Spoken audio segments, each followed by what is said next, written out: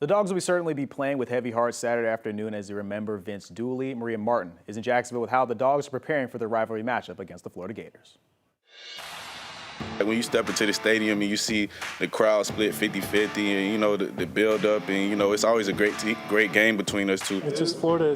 You don't like them, they don't like us, and it is what it is. Georgia-Florida is here, and on paper, this one is about as lopsided as it gets. The Gators are a 22.5-point underdog, and Georgia has won 4 out of the last 5 in this coveted rivalry. But when you talk to any of the Dogs, former or current players, they will tell you to just throw out the records because anything can happen in this game. You can throw records or whatever you want to out the window, you know, more so than probably any other game on our schedule when we go down there and play Florida. Nothing like it in college football.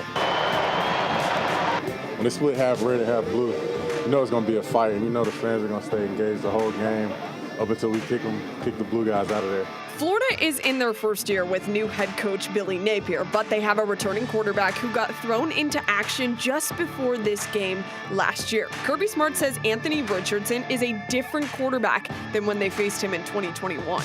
He's grown a lot, and he's gotten considerably better to me during this season.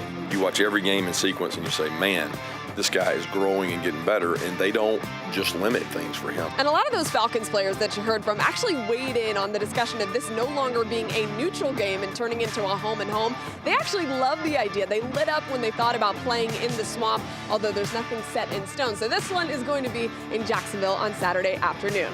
In Jacksonville, covering the Dogs, Maria Martin, 11 Alive Sports. All right, thank you, Maria. Georgia and Florida kick off Saturday at 3:30. We have you covered all day long on 11 Alive.